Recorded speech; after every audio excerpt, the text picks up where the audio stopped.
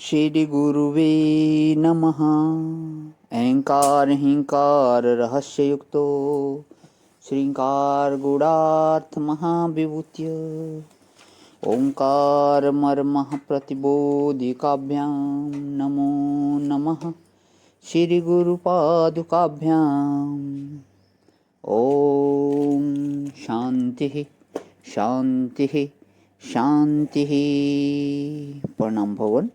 श्वेता श्वेत्र उपनिषद स्वामी श्री अखंडानंद सरस्वती जी महाराज का दिव्य ग्रंथ, जिसमें भवन हमारा 49वां प्रवचन चल रहा है, जिसमें अध्याय जो है अध्याय 5 में मंत्र नंबर 11 से 14 की व्याख्या स्वामी जी दे रहे हैं। आज जो है भवन पेज नंबर 684 से आगे ले रहा हूँ भवन, जिसमें हमारा 11वां मंत्र है। स्थूलानि सूक्ष्मानि बहुनि च एव रूपाणि देहि स्वगुणे वृणोति।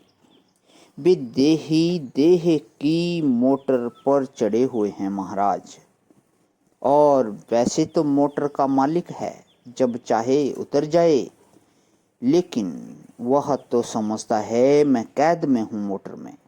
जब चाहे तब मोटर पर से उतर सकता है, लेकिन यह तो ड्राइवर मालिक की इच्छा के अनुसार 70-80 मील की रफ्तार से तुम्हारी मोटर को चला रहा है। अब कैसे उतर जाओगे? मोटर को चलाने वाला तो दूसरा है ना, और तुम्हारी ही इच्छा के अनुसार चला रहा है। अब तुम चाहो कि मैं बीच में कूद पड़ूं तो कैसे कूद पड़ोगे? कैद हो गए अपनी इच्छाओं के बंधन में। अपनी ही स्वीकृतियों से मनुष्य कैद हुआ। तो यह देही स्वगुण है। धर्मार्थ में धर्म, अधर्म में गुण का अर्थ है धर्म और अधर्म। अपने ही धर्म अधर्म से यह स्थूल रूप वर्ण करता है, सूक्ष्म रूप वर्ण करता है, कारण रूप वर्ण करता है। यह चाहे पशु पक्षी हो जाए, चाहे दैत्य हो जाए, राक्षस हो जाए, चाहे देवता हो जाए, चाहे ब्रह्मा हो जाए, हिरण्यगर्भ हो जाए, एक अणु में ईश्वर होने का सामर्थ्य विद्यमान है। प्रत्येक जीव जैसे स्वतंत्र है विस्तार करने में, इसी प्रकार प्रत्येक अणु जो है वह परिपूर्ण होने में स्वतंत्र है। परंतु धर्म अधर्म के चक्कर में अपने गुणों के द्वारा इसने बहुत सारे रूप वर्ण कर लिए हैं।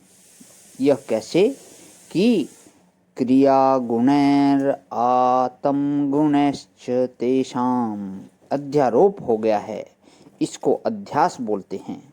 अध्यास हो गया है।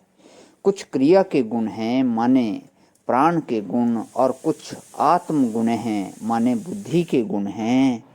प्राण और प्रज्ञा कुछ तो अपनी जानकारी ऐसी अंट-संट हो गई, और कुछ कर्म ऐसे अंट-संट हो गए कि कर्मों और बुद्धियों के मेल से भिन्न भिन्न योनियों में जाने को विवश हो गया है। ऐसा भी देखने में आया है कि पूर्व प्रज्ञा है, तम विद्या कर्माणि संव्यर्भित पूर्व प्रज्ञा च, पर शरीर से संयोग का दूसरा कारण ही देखने में आया है। वह क्या है कि कुछ तो कर्म का असर पड़ जाता है, कुछ बुद्धि का असर पड़ जाता है। यद्यपि पूर्व कर्म का फल न हो, यही सोचकर मनुष्य कर्म करते हैं, और यहीं ऐसी बुद्धि बना लेते हैं जो कर्म और बुद्धि के द्वारा फांस लेते हैं।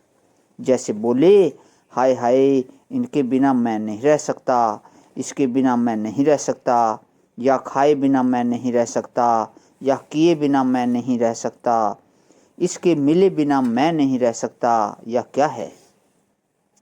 बुद्धि के गुण हैं, और कुछ ऐसे काम रोप दिए हैं कि उनको पूरा किए बिना यह मालूम पड़ता है कि मैं रह ही नहीं सकता।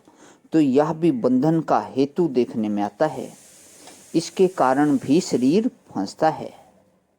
तो यहाँ पे जो है भगवान 12वें मंत्र की व्याख्या विराम करती है। इसके बाद जो है 13वां मंत्र चलेगा भगवान, तो इसको कर लेता हूँ। आज है विराम। ओम शांति शांति शांति।